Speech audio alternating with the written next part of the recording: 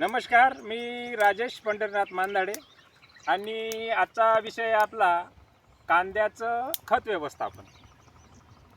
तर आपल्या तर मते कांदा हा पीक म्हणजे ना तसं काही एकदम खताचं नियोजन करण्याजोगतं नाही याच्यामध्ये. आपण सुरुवातीला केलं ज्या आपण 5-6 वर्ष अगोदर कांदा लावत होतो त्यामध्ये आपण वरखत 19-19 तसेच 0-52-34 म्हणजे वरखत आणि खालूनही आपण 10-26-26 2-3 वेळा फेकत होतो. परंतु कांदा काय होत होतं का नंतर मी असा फुटून जात होता किंवा म्हणजे खूप मोठी साईज अशी होत होती.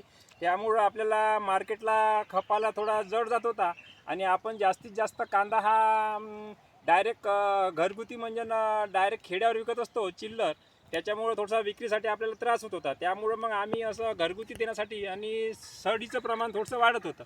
त्यामुळं आम्ही आता खताचं प्रमाण कमी करून फक्त सुरुवातीला एक बॅग आणि नंतर पुन्हा 1 महिन्याने 1 बॅग असं 2 बॅगमध्येच आपण एक एकर कांद्याचं पूर्ण नियोजन केलेलं आहे.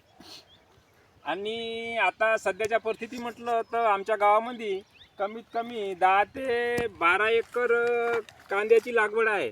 आणि आमचं हे चाचोरा हे जे गाव रायगाव तहसीलमध्ये आहे आणि त्या आमच्या गावात म्हणलं तर 20 ते 25 वर्षापासून सर्वजण भाजीपाला पिकामध्ये भाजीपाला पिकं सर्वच जण घेत असतात आणि सर्वात जास्त असा रायगाव तहसीलमध्ये भाजीपाला आपण आमच्या गावामध्ये घेत असतो. आणि त्याच्यातलंच हे एक कांदा भाजीपाल्यातलं मुख्य पीक म्हणून कांदा याच्याकडे पाहतो आणि याचे बऱ्यापैकी ठोकठाक असे पैसे पुन्हा सुद्धा बनतात आणि एकसुई माल निघत असल्यामुळे विक्रीसाठी सुद्धा आपल्याला त्रास होत नाही.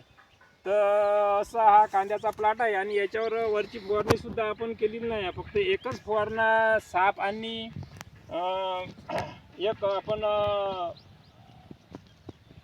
साप आणि आटा सापचा असा टापचा आपण एक फवारणा मारलेला आहे याच्यामध्ये. आणि बस एकाच फवारणीमध्ये कांदा आलेला आहे. आणि आता सध्या आपण कांद्याची साईज पाहतो म्हटलं तर ही कांद्याची साईज आहे. तरी आपल्याला हा कांदा आता 1 महिन्यामध्ये समजा 1 महिन्यामध्ये काढायला होऊन जाईल. तर गावातील काही प्लॉट सध्या चालू आहे काढणीला आणि असे मागं पुढं प्लॉट आहे प्रत्येकाचे. तर आपल्या कांद्याला अजून तरी 1 महिना लागू शकते. तरी आता आपण भेटू समोरच्या व्हिडिओमध्ये. तोपर्यंत नमस्कार.